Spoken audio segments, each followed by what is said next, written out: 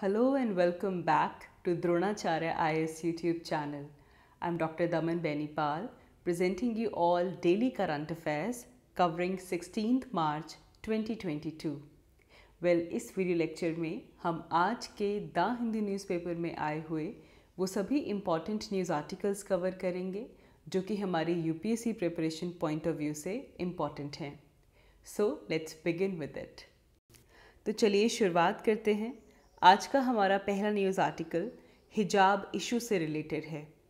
तो basically Karnataka high court में कुछ मुस्लिम गर्ल्स ने पिटिशंस फाइल किए थे in which they were seeking their right to wear hijab और the head scarfs along with their uniform inside the classrooms. So a full bench of Karnataka High Court it dismissed these batch of petitions and इस पूरे issue में Karnataka high court ने observe किया that Islamic faith में Muslim women hijab wear करें. This is not an essential religious practice. So they observed. So a full bench of Karnataka High Court dismissed these batch of petitions as Karnataka High Court observed that wearing of hijab in Islamic faith is not an essential religious practice. So as the court observed that wearing hijab is not an essential religious practice in Islam, therefore it is not protected by Article 25 of the Constitution. Article 25, which guarantees the freedom of religion. So Karnataka High Court upheld the ban on wearing of hijab by students in school and colleges in Karnataka. Along with this, Karnataka High Court also considered the opinion that prescription of a school uniform is a reasonable restriction and it is constitutionally permissible as well and students cannot object to it, and therefore it has upheld the ban on wearing of hijabs by the students in their school and colleges. On the very same lines, Karnataka High Court also upheld the February 5th government order जिसमें ऐसे schools और colleges जहाँ पे uniforms prescribed हैं वहाँ पे हिजाब पहनना रिस्ट्रिक्ट किया गया था. So this entire issue relates to freedom of religion and attire. तो सबसे पहले ये समझते हैं कि हमारी जो रिलीजियस फ्रीडम है वो किस तरह हमारे कॉन्स्टिट्यूशन में प्रोटेक्ट की जाती है. So for that we have article 25. Now, Article 25 of our Constitution guarantees the freedom of conscience and right to freely profess, practice and propagate our religion. So, Article 25 basically एक ऐसा right है जो कि negative liberty guarantee करता है. इसका मतलब ये है कि state shall ensure that there is no interference or obstacle, to exercise this freedom. लेकिन बाकी फंडामेंटल राइट्स के जैसे स्टेट इस राइट को भी रिस्ट्रिक्ट कर सकती है on the grounds of public order, decency, morality, health and other state interest. Now over the years Supreme Court ने एक प्रैक्टिकल टेस्ट इवॉल्व किया है which basically sorts to determine कि कौन कौन सी रिलीजियस प्रैक्टिसेस ऐसी हैं जिनको कॉन्स्टिट्यूशनली प्रोटेक्ट करना चाहिए and what are the practices that can be ignored. And इसे लेकर इवन अगर हम एवोल्यूशन देखें तो यहाँ पे 1954 का शिरूर मत केस इम्पॉर्टेंट हो जाता है. शिरूर मत केस में सुप्रीम कोर्ट ने कहा कि जो टर्म रिलीजन यहाँ पे यूज़ की गई है it covers all the rituals and practices which are integral to a religion. तो यहाँ पे जो टर्म है वो इंटेग्रल इम्पॉर्टेंट हो जाती है. So therefore there is a test to determine कि कौन कौन सी ऐसी रिलीजियस प्रैक्टिसेस हैं जो कि इंटेग्रल हैं और ऐसी प्रैक्टिसेस को कहा जाता है essential religious practices. So the test which determines what is integral it is termed as essential religious practices test. Now यहाँ से क्वेश्चन आता है कि what is this essential religious practices test. तो सबसे पहले इसे लेकर सुप्रीम कोर्ट ने शिरूर मत केस में ये कहा कि to understand what are the essential parts of religion we need to refer to the doctrines of that religion itself. तो जब religion की doctrines को आप देखेंगे तो वहाँ से अपने आप पता चल जाएगा कि what constitutes as the essential part of that religion. And ये जो टेस्ट है जिसके अंदर रिलीजियस प्रैक्टिसेस की जुडिशियल डिटर्मिनेशन की जाती है, इसे बहुत बार लीगल एक्सपर्ट्स क्रिटिसाइज भी करते हैं because it basically pushes the court to delve into the theological spaces. ना इस टेस्ट के क्रिटिसिज्म में ये भी बहुत बार कहा जाता है that the court should prohibit the religious practices for public order rather than determine what is so essential to a particular religion that needs to be protected.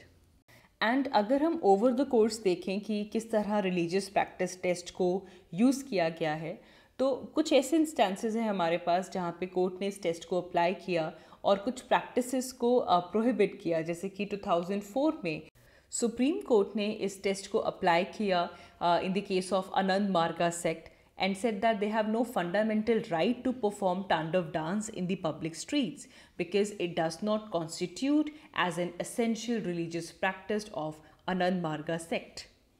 Now, ज़्यादातर ऐसे जो इश्यूज़ होते हैं इनको कम्युनिटी बेस पे समझा जाता है, लेकिन ऐसे इंस्टेंसेस भी हैं कि इन टेस्ट को इंडिविजुअल फ्रीडम्स के ऊपर भी अप्लाई किया गया।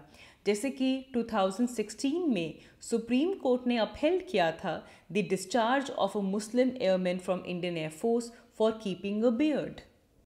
एंड इस इशू के अंदर भी ये जो केस था इसने डिस्टिंग्विश किया the Muslim airman from that of Sikhs as Sikhs are allowed to keep their beard. ना इसे लेकर जो आर्म्ड फोर्सेस रेगुलेशंस हैं 1964 में, it prohibits the growth of hair by the armed force personnel except for those जहाँ पे जो religion है it prohibits the cutting of hair and shaving of the face. So, in this, the court essentially held that keeping beard was not an essential part of Islamic practices.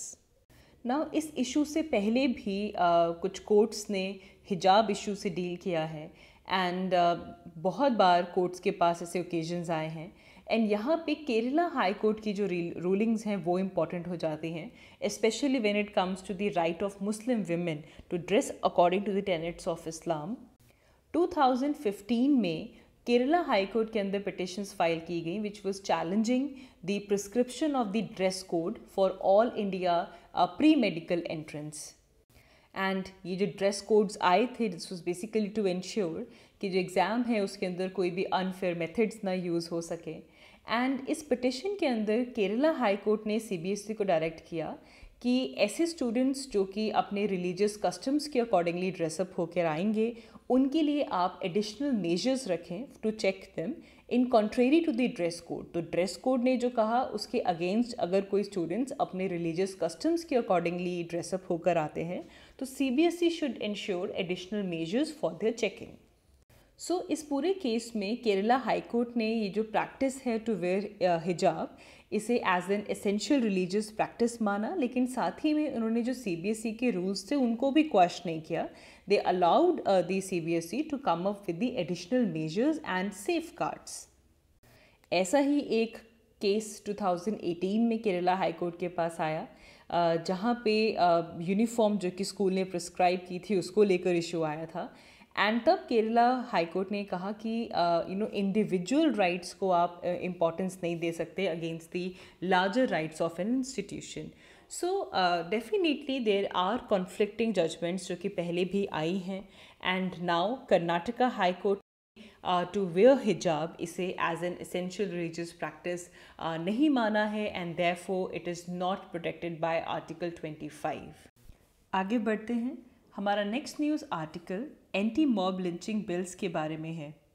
So mob lynching के against पिछले 4 years में there are at least 4 states जिन्होंने bill pass किए हैं, but they have not been implemented with union government yet, as lynching is not defined as crime under the Indian Penal Code.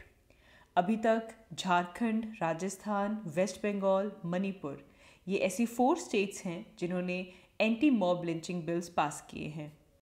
Now Lok Sabha में ये inform किया गया कि मणिपुर और राजस्थान ने जो एंटी लिंचिंग बिल्स पास किए हैं, राजस्थान ने 2019 में एंटी लिंचिंग बिल पास किया था और मणिपुर ने 2018 में किया था।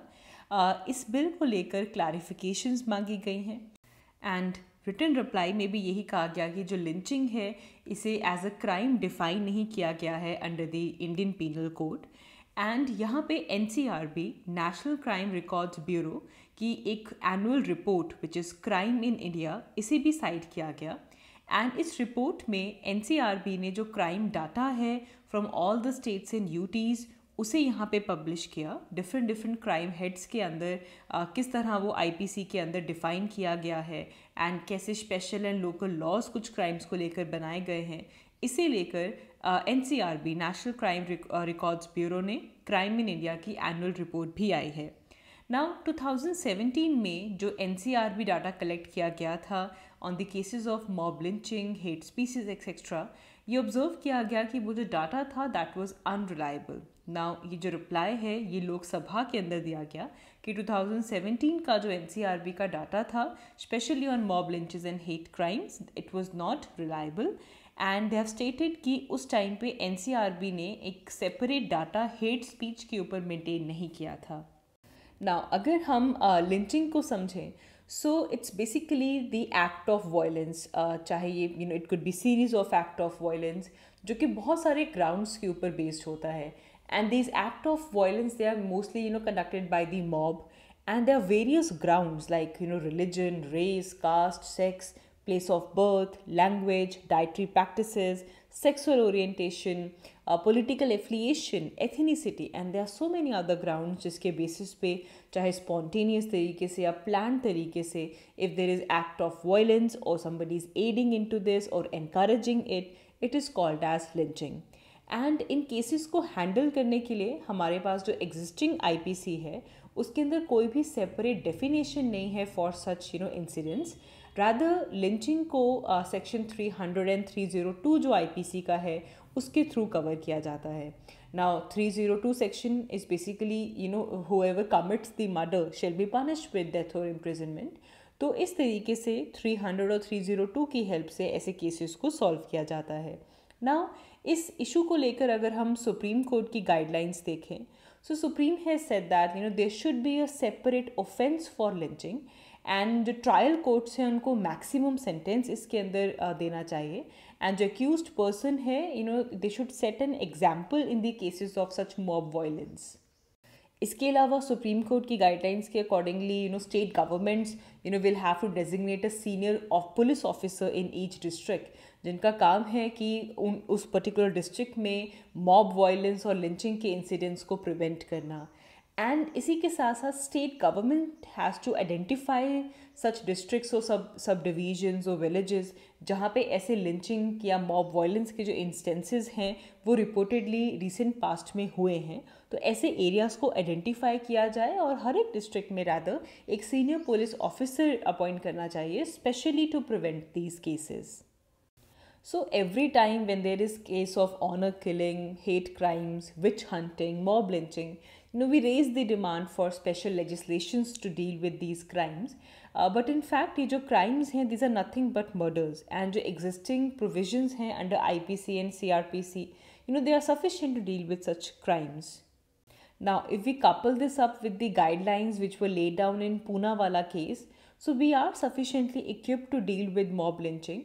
However, what we lack is due enforcement of existing laws and the accountability of our enforcement agencies. आगे बढ़ते हैं। हमारा next news article agricultural debt और फार्मर्स डेट से रिलेटेड है। इसी लेकर यूनियन फाइनेंस मिनिस्ट्री ने राज्यसभा को इन्फॉर्म किया कि इन पास्ट 6 ईयर्स जो फार्मर्स डेट है वो 53% से ज़्यादा इंक्रीज़ हो चुका है। 2021 की अगर हम बात करें तो जो आउटस्टैंडिंग एग्रीकल्चरल लोन्स हैं जो कि जो शेड्यूल्ड कमर्शियल बैंक्स में पेंडिंग हैं उनका जो अमाउंट है that is around 18.4 lakh crore. And अगर हम 2015 एंड 16 के कंपैरिजन में देखें तो तब it was 12 lakh crore. And अगर हम फार्मर्स की अकाउंट की बात करें which are holding such debts, it has also increase from 6.9 crore to more than 10 crore. And अगर हम लास्ट 6 ईयर्स देखें तो सेंट्रल गवर्नमेंट ने किसी भी तरह का जो लोन वेवर है उसे इम्प्लीमेंट नहीं किया है और किसी भी तरह का ऐसा प्रपोजल भी कंसिडर नहीं किया गया है। इंस्टेड ऐसे इनिशिएटिव्स दिए गए हैं जिससे कि जो एग्रीकल्चरल का जो डेट बर्डन है वो रिड्यूस हो सके, जैसे कि इंटरेस्ट सबवेंशन स्कीम्स आई हैं, collateral free agricultural loans small farmers के लिए आए हैं। एंड फार्म इंश्योरेंस स्कीम्स आई हैं. सो इस तरह के इनिशिएटिव्स आए हैं कि जो फार्मर्स हैं वो इंस्टीट्यूशनल क्रेडिट के पास जाएं rather than the informal loans. तो ओवरऑल जो डिपेंडेंसी है, बर्डन जो है डेट का, उसे रिड्यूस करने के इनिशिएटिव्स आए हैं. ना ओवरऑल कंट्री अगर हम देखें तो जो फार्मर का जो डेट बर्डन है वो सबसे हाईएस्ट महाराष्ट्र में है. वहाँ पे 116% का इंक्रीज़ आया है in the last 6 years period. And Maharashtra में अब सबसे ज़्यादा डेट बर्डन भी है. एंड सिमिलरली जो largest number of farmer suicide cases भी हैं as recorded by the national crime records bureau NCRB के according, they are also in Maharashtra. इसके अलावा बाकी स्टेट्स इसमें उड़ीसा, तमिलनाडु, आंध्र प्रदेश, गुजरात, ये स्टेट्स ऐसी हैं जिनका नंबर भी सिग्निफिकेंटली इंक्रीज़ हुआ है in terms of farmers debt. Whereas अगर हम कर्नाटका और पंजाब की बात करें तो यहाँ पे कुछ परसेंट ड्रॉप देखने के लिए मिला है in the last 6 months of farmers debt. Now अगर हम ब्रीफली इस चीज़ को डिस्कस करें that why the farmers in India are in distress, तो सबसे पहले जो रीज़न यहाँ पे आता है that is our past indebtedness. Now जो रूट कॉज है वो यही है, जो रूरल डेट है ये यूनिवर्सल नहीं है, रादर इट इज़ हेरिडिटरी. जो एंसेस्ट्रल डेट है it is honoured in India और every villager consider it to be the sacred duty to repay the debt of his father. Then comes poverty, another reason for the rural indebtedness. With low income, farmers they can't save much, and therefore अगर कहीं पे crop failure हो जाए because of natural calamities, कहीं floods आ गए या फिर there was failure of monsoon, so then farmer has to borrow and at many times at very high rate of interest. And we also see कि जो insurance है it is also failing to serve the farmers. However, we have Pradhan Mantri Fasal Bima Yojana, which was launched to provide insurance and financial support to farmers, in the case of any failure of their natural crop due to any calamities, pests or diseases. But ये जो ऐसी scheme है इसमें भी काफ़ी lower enrolments देखने के लिए मिलती हैं because of the strength of factors, high premiums and lack of innovation by the insurance firm. Another reason is the prices have collapsed for the farm commodities. International level पे देखें तो then also there is low prices, so export को भी hit हुआ है and जो import है that have also hurt at home as well. And according to Niti Aayog paper as well, on average जो farmers हैं they do not realize remunerative prices due to their limited reach of MSP and agricultural market system, which delivers only a small fraction of final price to the actual farmer. Now, अगर हम agriculture की बात करते हैं तो land is the most important income earning asset, and farmers have a strong desire to make necessary improvements of land. So with little or no saving, farmer have to borrow to finance the cost of such improvements, and therefore the farmer fall into this debt trap. Along with this, we see that farmers are falling into this debt because they have to discharge some social obligations as well, irrespective of their means or resources. They have to observe the religious and social functions, and they also borrow to meet their consumption needs as well. And जो money lenders हैं उनका भी यहाँ पे role आता है, not only because they charge excessive interest, but they maintain false accounts also. And when the amount of debt it gets accumulated over the number of years, farmer find it difficult to repay it, and then they surrender their land to the money lender. So this is the plight of rural masses in India even today. And एक और चीज़ यहाँ पे आती है, the bottleneck in our institutional finance. Now the complicated formalities की वजह से जो rigid payment conditions हैं, इसकी वजह से जो मनी लेंडर का जो मेथड है उसमें ज़्यादा कॉन्फिस्केट करते हैं to resource the debtors. Then irrigation is also crucial for farm sector, as we see that the large areas of India still depend upon monsoon rain. Along with this, according to Niti Aayog, the farm sector development has ignored the potential of marketing. And the access of farmers to such well-developed markets, still remain an issue. Although there are several initiatives that have been launched to develop, an electronic marketplace as well. Reforms to APMC Act have been slow, and most states have dragged their feet on it. Along with this, introduction of latest technology has been limited. In due to number of reason. So अगर जब तक हमारे पास modern technology नहीं आएगी, we can't boost the productivity through improvised variety of seeds, farm implements and farming technologies. And then Indian agriculture also face the problem of fragmented supply chains. There is large gap in storage, cold chains and very limited connectivity, which ultimately adds to the woes of the farmers. And then there is also lack of food processing clusters as well. So it means that there is very little incentives for farmers to diversify. N Shanta Kumar committee ने recommend किया था that FCI को hand over करना चाहिए all the procurement operations of wheat, paddy and rice to states, and that have gained a sufficient experience in this regard and have created the reasonable infrastructure for procurement as well. लेकिन इन FCI reforms के अंदर भी delay देखने के लिए मिलता है. Along with this, we are also suffering with low productivity. Now, 85% of the operational land holdings, which are less than 2 hectares, they account for 45% of total cropped area. And indebtedness and जो farmer suicide है, ये बहुत ही closely linked है. Rather, it's an vicious cycle of debt जिसने जो agrarian crisis है इसे aggravate कर दिया है. And ultimately जो farmer suicide का जो number है वो increase हो चुका है. According to NCRB's report, accidental deaths and suicide in India 2015, a total of 8,007 cultivators or farmers they committed suicide in 2015. Now बहुत सारे ऐसे इनिशिएटिव्स गवर्नमेंट ने लिए हैं ताकि जो डेट बर्डन्स हैं वो रिड्यूस हो सकें. Now, for example, राष्ट्रीय कृषि विकास योजना, National Food Security Mission, National Agricultural Market, National Mission for Sustainable Agriculture. Then we also have Pradhan Mantri Fasal Bima Yojana, Pradhan Mantri Kisan Samman Nidhi. So, indebtedness किसी भी form में हो, it was existing for centuries.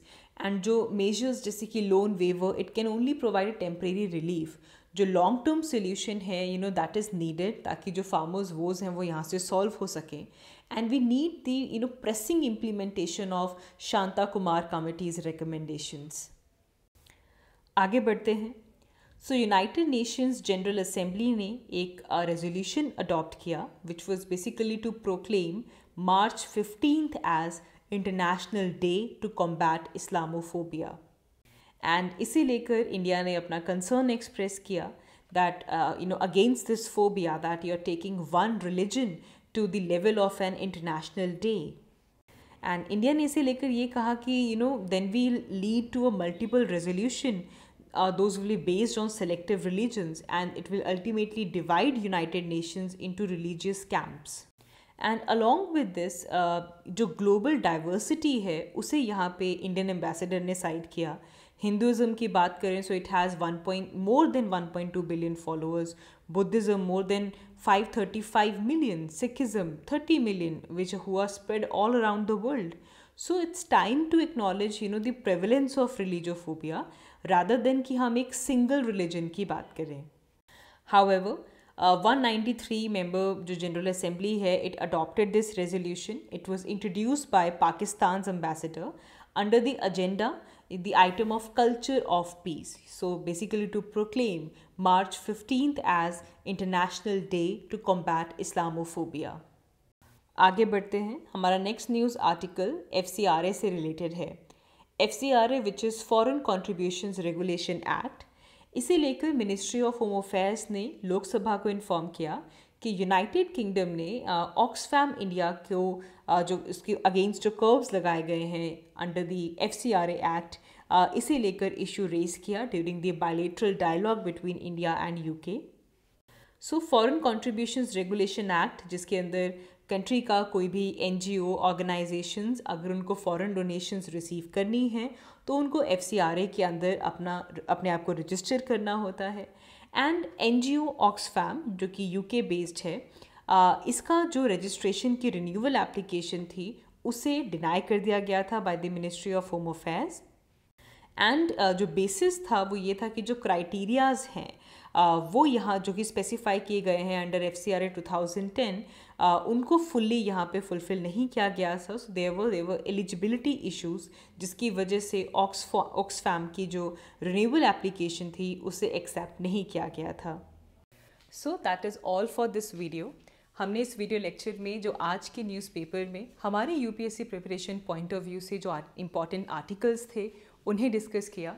If you have any questions feel free to write in the comment box. And अगर आपको ये video अच्छी लगी so please do like and thanks for watching this video. I will see you in my next one. Thank you so much.